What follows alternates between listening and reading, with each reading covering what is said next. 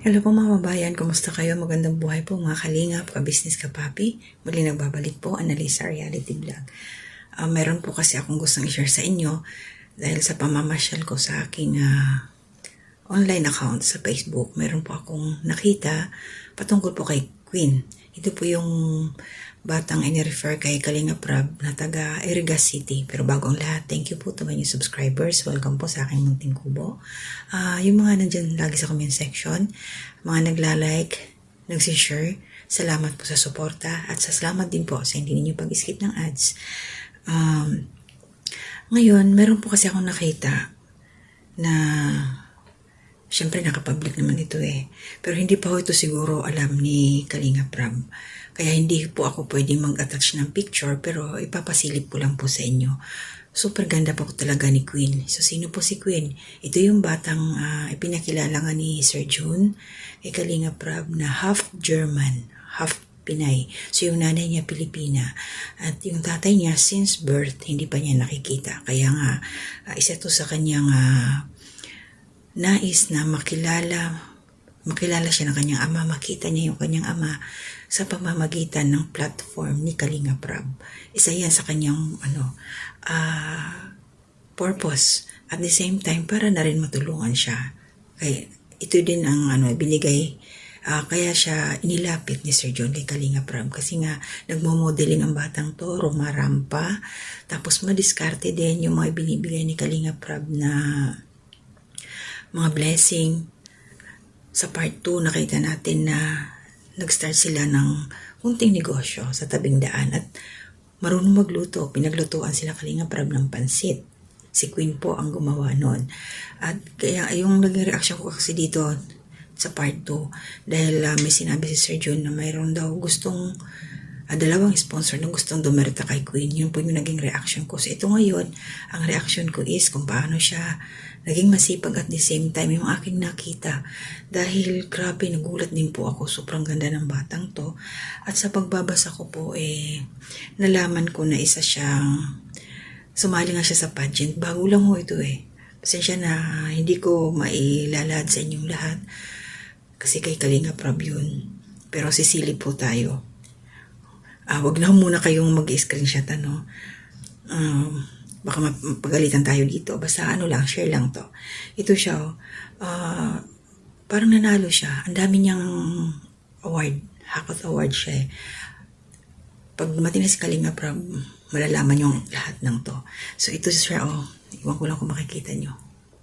Malabo. Tapos, ayan yung mga award niya. Si Queen yan. Yan. Tapos, ito ang kanyang mother. Yung kanyang nanay pala, nahihiya nung nakausap si Kalinga Prab. Kasi nga yung kanyang ngipin daw, nakita naman natin medyo may kulang. Pero huwag kayong mahiya dahil hindi ho kayo nag-iisa. Nagkataon lang na inyo sa harapan. Kung ako, mga gilid, wala na. Ganun po talaga pag nagkakaedad na. At pag nagbubuntis na ng ilang beses, humihina yung ating mga buto. Kulang sa calcium kasi syempre sinishare na natin doon sa ating mga anak yung ating vitamins. So ito po yung mama niya. Maganda yung mama niya. Pero mas maganda si Queen. Ayan Yan. Nakita ni Marites. Ito si Queen ano ba yan?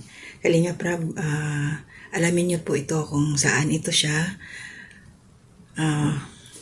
Nag-adventure po kasi ako Ayan siya. That's Queen. Ayan. Pasensya po, hindi ko sasabihin kung saan ko ito nakita. At naging first runner-up siya. Ayan ganda Ayan, hanggang dyan lang ako.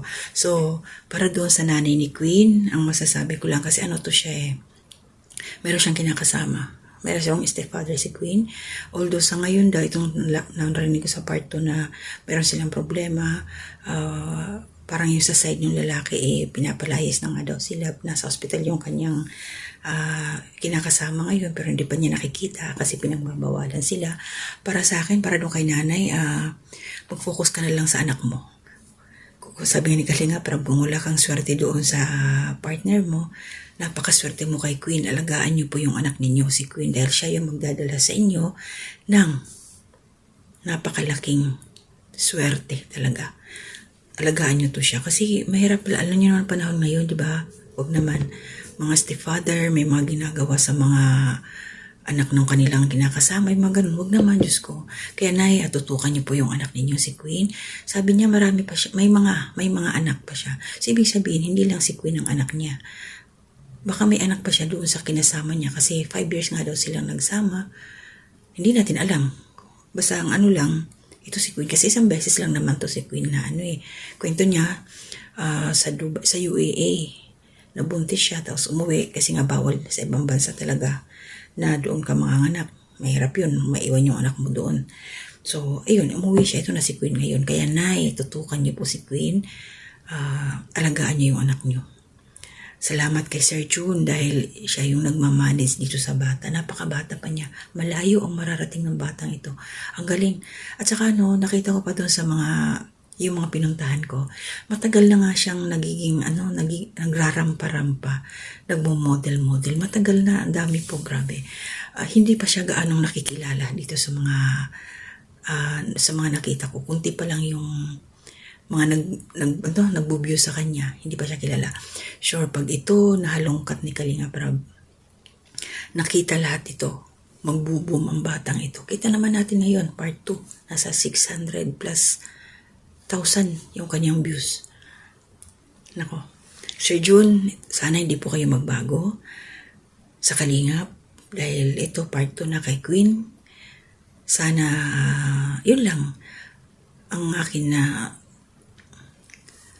huwag niyo sayangin yung pagkakataon para sa batang ito na mabigyan ng magandang kinabukasan na mas lalo pa siyang makilala sa tulong nila Kalinga Prab. Alam naman natin, basta masaya ako para kay Queen. Yun ang nakita ko mga Kalingap.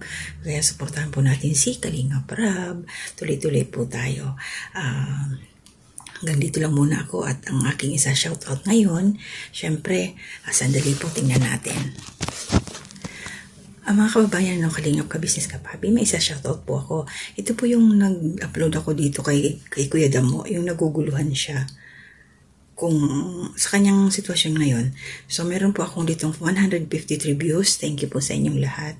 At sa mga nagkomento po, shoutout po kay Ma'am Maridel Ludovice. Shoutout po ma'am, salamat po sa suporta. Hindi ko na muna babasahin yung comment ninyo. Pangalan lang po.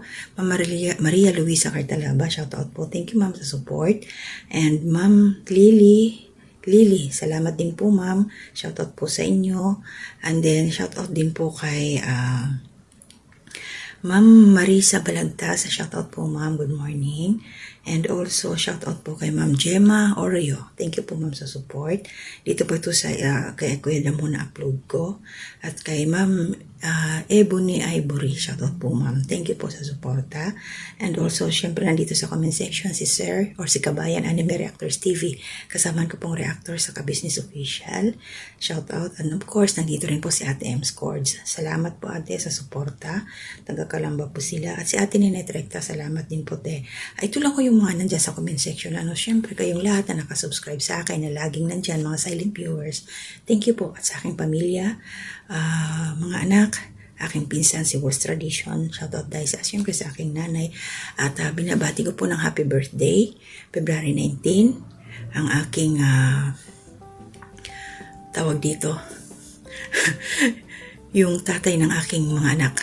May joke dyan yung sperm donor. So, happy birthday sa'yo, De. Mag-iingat ka palagi. Tiyaga-tiyaga lang sa buhay. Ang importante, nakakabili tayo ng asin dyan sa iyong kinikita. Pasalamat tayo dahil yung dinadrive mong tricycle, sarili natin, hindi ka na ang tawag dito, nangangamuhan. So, wala kang amo, ikaw yung amo. Kaya ingatan mo yung katuwang mo sa hanap buhay, yung tricycle natin at the same time, service ng mga bata. So yun lang, naisingit ko Happy birthday sa'yo, sa aking asawa. Ingat de. Hanggang dito na muna. To God be the glory.